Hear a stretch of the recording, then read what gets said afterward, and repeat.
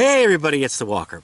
Today we're going to do something a little bit different. I'm going to do a comparison review of the HL50 headlamp with the Tiara A1 Pro. Now, I'm not actually a big fan of comparison reviews unless the product is really something which is close. And somebody might be saying, do I want to buy A or B? In this case, I couldn't decide, so I bought both. First, let's discuss the durability of both these headlamps. We'll start with the Tiara A1. This is a solid chunk. This is a solid chunk. I mean, this thing is a monster. Take a look at this.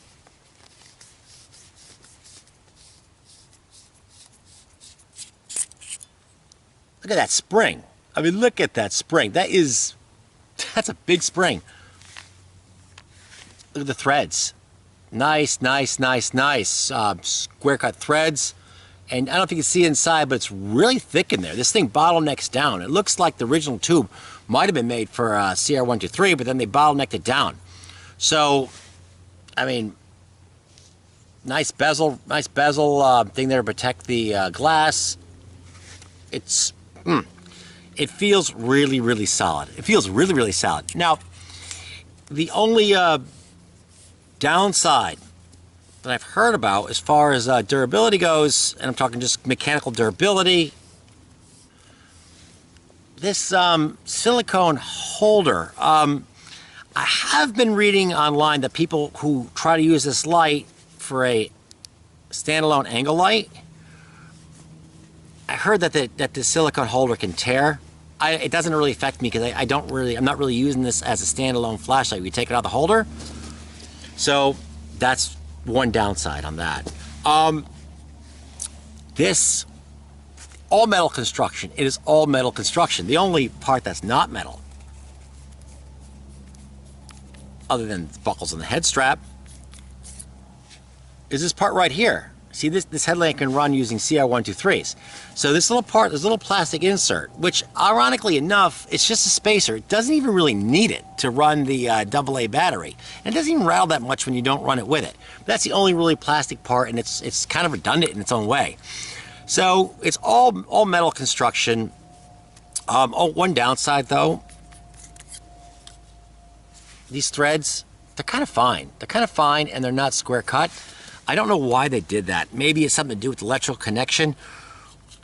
The reason why it's not even anodized, because you can see, you join these two pieces together like this for the extension. If you want to run it, this tail cap spring isn't as robust looking, but hey, it's not that bad either. We might as well put this in CR123 mode, but that's another matter. Okay. There we go. There we go. Okay, so as far as robustness is concerned, the mount looks like stainless steel. With the exception of the threading, which looks is less substantial, and the little smaller spring and maybe slightly thinner, I love this stainless steel bezel right there. It's pretty durable. Feels solid. Feels solid as a rock. I haven't had a problem with it. Still, I guess we'll give a slight edge to the Armytek because this thing's a tank. It's really a tank. All right, let's move on to user interface. Pretty simple here. I click it on, hold, click it off. There's 3 modes. On, okay, that looks like the medium. Okay, there it is. Low, medium, high, turbo. Off. Say it again. So actually, that's one little thing. I'll mention that in a minute. All right. Now, if I want to go to turbo, I had to hold it and blast it, and when I turn it off, it'll go right back to the same mode. That's cool. It's got quick jump to turbo. But on the downside, if you turn it on, you press it. To turn it off, you got to press and hold it. I might forget that, but if I press and hold it too long, it'll go to turbo. And the same thing applies when I go to turn it on. Off, I go to turn it on. If I hold it too much, turbo. So you got to keep in mind, one fast click to turn it on, a fast click to move it, And then finally, if you want to turn it off, you have to hold it, and it goes off. Pretty easy user interface, but it is possible to make small mistakes. This one, this is a complicated thing here. On this particular one click goes on, one click goes off. That's awesome. That is one of the best things I love about this thing. If I keep it in one mode, it is the world's, look at that, look at that. It's the same click on, click off. I love that. But if I want to go, let's say I want to go into, turn it off. Okay, is Firefly like 1? Firefly 2, I love Firefly 2.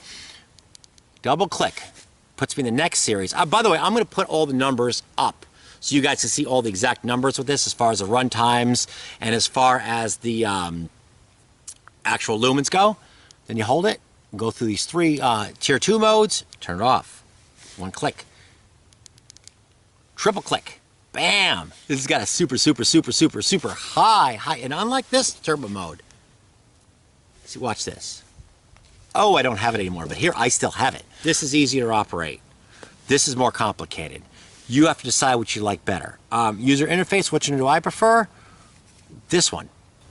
Both these lights can use AA's. In this case, this is a Duracell. This is actually a Duracell copy of a AnyLoop Pro. Awesome battery. So we'll do that. But here's where both of them have something special. The Armytek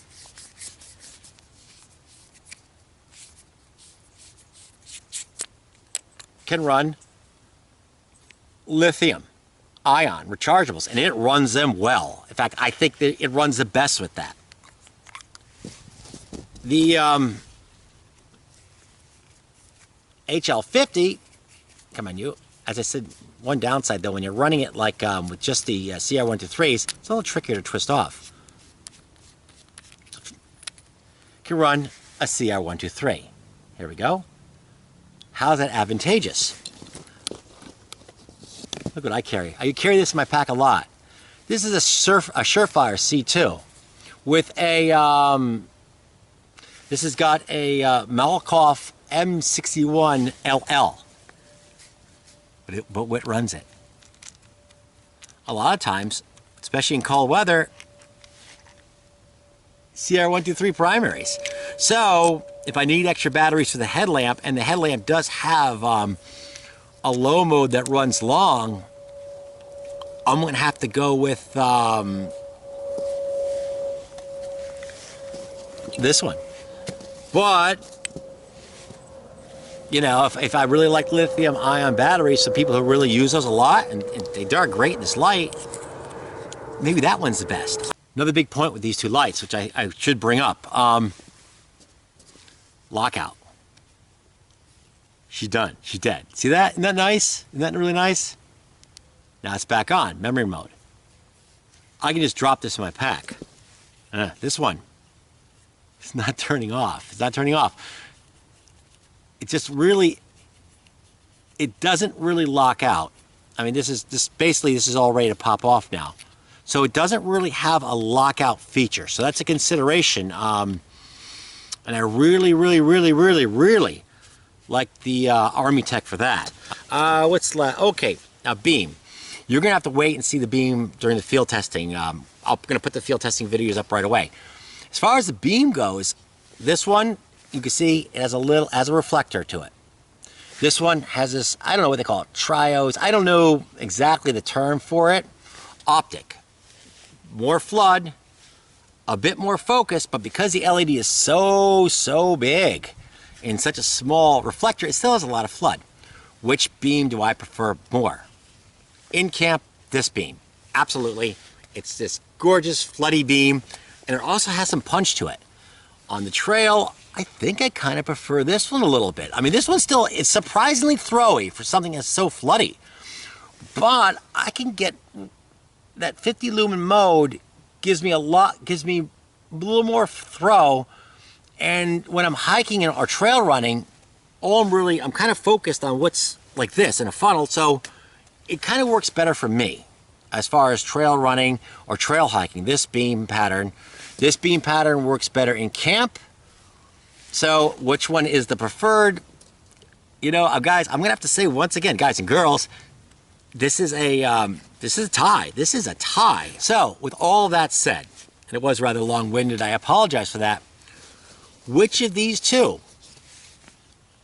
do I actually prefer? And I showed this one with both the CR123 and the AA, so you can get a fair view of the size comparisons. Which of these two do I prefer?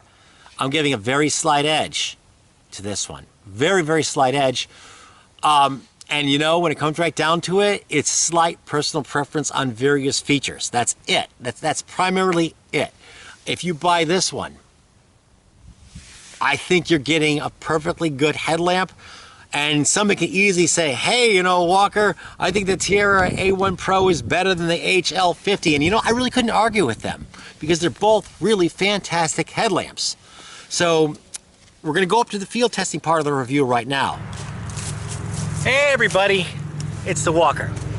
Here's what we're doing today. We are doing the first part of the 1x AA showdown. Fenix versus Armytek. And what we have here is the Armytek Tiara A1 Pro. It's dusk now. We're gonna wait till it gets dark. I got my coffee right over there. This particular model is their warm version. As you can see, it's a pretty warm tint. It's supposed to be neutral, but I'm thinking this is more on the edge of warm. But hey, you know, it is what it is. So we'll see how that works in the woods. Now I have used this gear item, so it's not my first outing with it. But I want to show you guys, girls out there, the same hike, same terrain, both headlamps. This one first, and the next hike I do, we'll then take out the Fenix headlamp and then compare that. So you can see how the beam pattern works and how it is on an actual hike through the exact same terrain. So we will wait until it gets dark and start with the test. Hey, look at that. Isn't that like wildly cool or what? All right, we'll keep moving.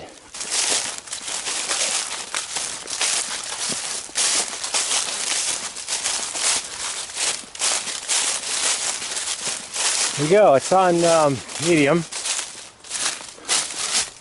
Medium is the mode that I most use, and okay, see the blaze is pretty good. I think a ubiquitous dunk test. Let's see what we got here.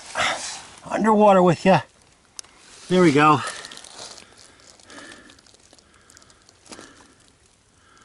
I don't see any water going in. That's about as long as I would have, you know,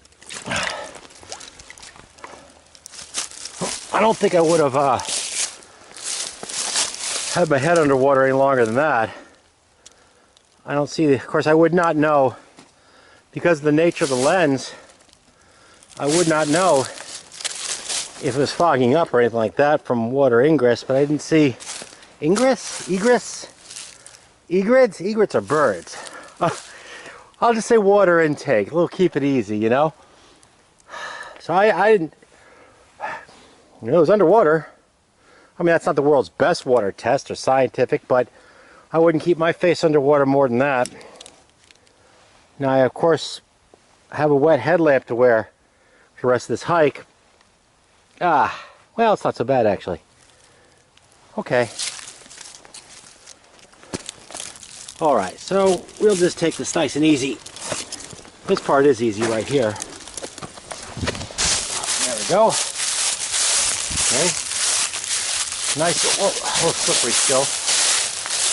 Thick, deep leaves. There we go. Okay, nice wide beam. Really good for this. This is where you want to see stuff that's all around you. I don't want to take a digger off of that. That would be what's known as unpleasant. Okay. You want to get good vision, good side peripheral views. You want good distinction, like for instance there's a root right there. Wouldn't take much for me to get my foot under that. Go ass over tea kettle, but the tint is nice. Helps differentiate that. Man, okay. Not too bad. It's not too bad at all. I'm going to pre-drop myself in the ground right here.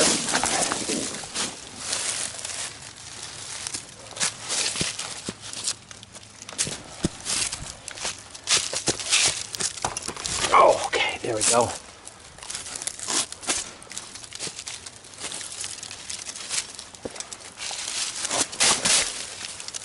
Make this as easy as possible. I mean, we're not talking Mount St. Helens here, but we wouldn't want to do this without a headlamp or even flashlight. There we are. Excellent. I really like this beam for this. This is very good. Very wide dispersal. There's other blue blazes. There's the rocks. Pretty rocky. Pretty rocky. Very happy with the tint. It's funny how it looks kind of funky inside. A little warmer tint. Really works good in these rocks. Anything down there? Nothing down here. Okay. Things I do for YouTube. I'm gonna watch this. Slippery leaves here. I mean, this isn't like the world's hardest thing, but I'm not showing you something in my living room, that's for damn sure.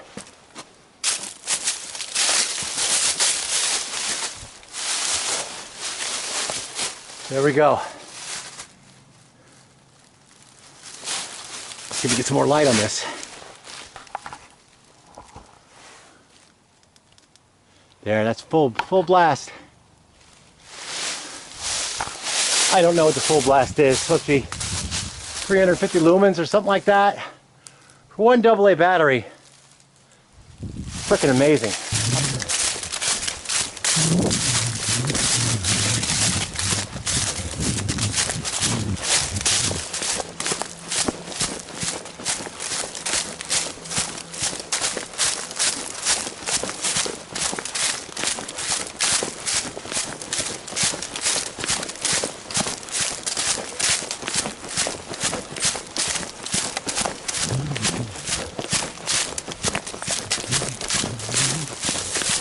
This Firefly 1,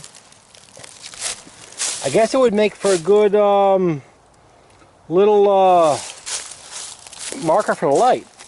I mean, it'd be hard to lose because it's definitely lit up. Firefly 2, it's not much, but bet you work good around camp.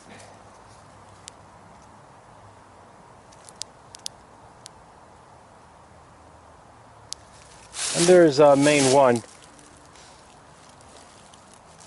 And that's a flashing green light, indicates we still have battery power. There we go. And that's one heck with a main 2. And that's one heck of a fire ring. Hey everybody, it's Walker again. For tonight we are going to do, well, pretty much the same hike we did before, but this time we're using the Fenix headlamp for direct comparison with the Armytek. So we'll do the exact same hike. A little colder now, and I think I got Winter Storm Goliath or something. I don't know, but it was some crazy winter storm, so we gotta get this thing done. I don't want to be out. I think it's supposed to hit at 11 or something like that. I don't want to be out here that late. So all right, same exact hike using the Fenix headlamp, and we'll do field comparison. See how it works out.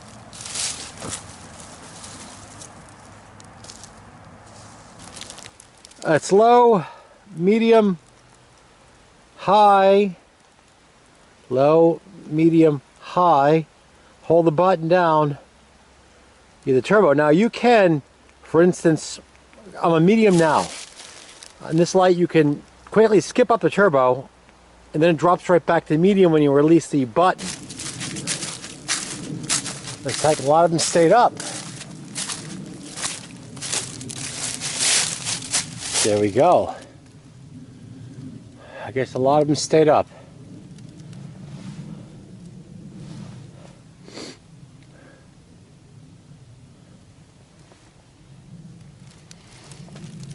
We'll continue. Good. Nice wide beam, but has a little more throw than the Armytek does. Well, the beam's good. I mean, it's got a reflector, and the Armytek has some kind of, I don't know the name, trios. I don't know what they call it. No, it's not trios. Some kind of thing to separate the beam. It's like a lens.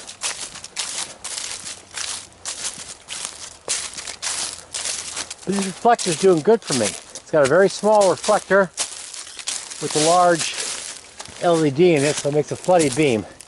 But you can still see on the sides, there's definitely a beam pattern to it, where the Armytek had more of a flood. But it's more than flooding enough, so both beams are really good. And here's, you can see trail marker. Spots the trail marker very well. I think up next is the dunk test. There we go, into the water with you. Oh, I lost it. And there we are. You are now officially underwater.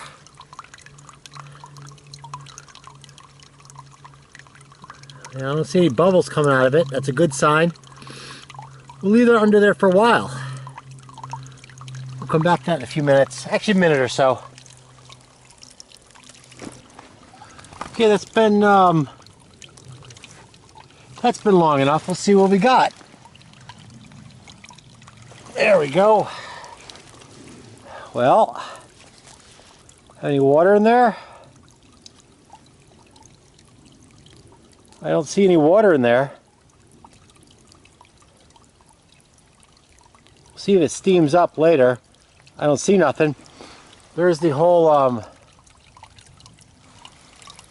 gently flowing water. I bumped it up to the high mode just for easier filming for people to see, but at the medium mode would be more than enough. To do this,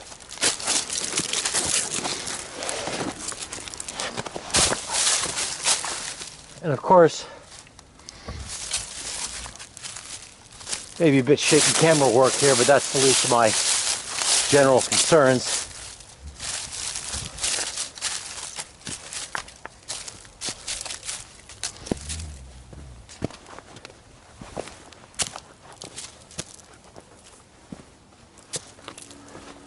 I just don't want to fall. Again, it's not exactly Mount Everest, but there's a winter storm coming. And I don't know if anybody knows if I'm here. I don't remember telling anybody, which is a mistake. Usually I tell people my plans, but I don't remember doing it this time. So we'll just take this really easily. I mean, I'm not middle of Uganda here, but still, overnight pouring snow and slush would blow. Whoa, would blow. Okay, there we are. Especially with a broken leg. So we'll just, and I'm violating my old rule too. Because I'm holding this camera with one hand, I very often don't have the 3 points of contact. I mean, you hear stupid stuff like that online, you read it in books, but it's really not stupid at all. You feel a lot more stable if you have 3 points of contact. Anything down here? Nope. And sometimes I don't have that with this camera.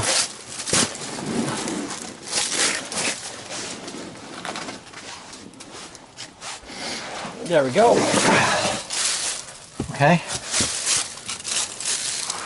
But it's kind of nice doing the same hike using two different headlamps so people can compare. It's also nice that these rocks aren't wet either. And we're down. We're down. I guess we'll compare. Here's the turbo.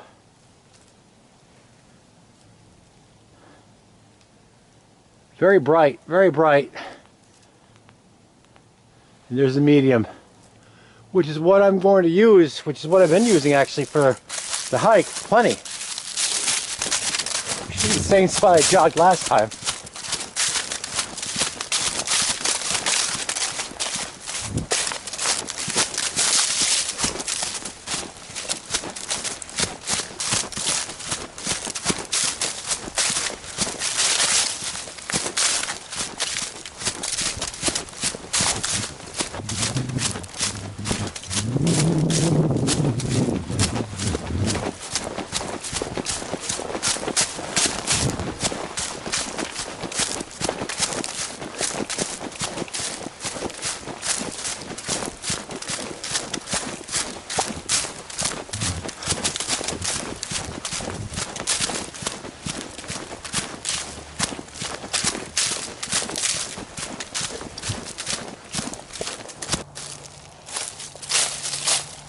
Still an amazing fire rate, look at that. And the last thing I'll talk about is the low mode. There we are. What have I found? I've had this light for a while. What do I find? Low mode is good for non-risky camp chores. By that I mean, now here's the medium, you see the difference. That's the high, turbo, and low. Now the low is good for low risk, literally low risk camp chores like just bumming around, eating food, hanging out. But it's not so good if I'm using an edge tool like a knife, an axe, tomahawk, hatchet, saw, or if I'm playing around with a stove, things where I want a little more light so I don't get hurt. I found 10 lumen mode Armytek a little better at that. I've used it on a couple excursions. This I've used on more excursions because it has light longer. But I found that 10 lumen mode pretty darn good, which is nice because I burn up a lot of my power in camp messing around. But damn, this medium mode is really good. It's almost a perfect setting for hiking and having long battery life, whereas the Armytek is higher medium mode, but it's not quite what I would call, it's eating up more battery power, and you're not getting a huge amount of added benefits for the 20 extra lumens in that mode. Others may disagree though. So that's it for the hike, and thanks a lot for watching.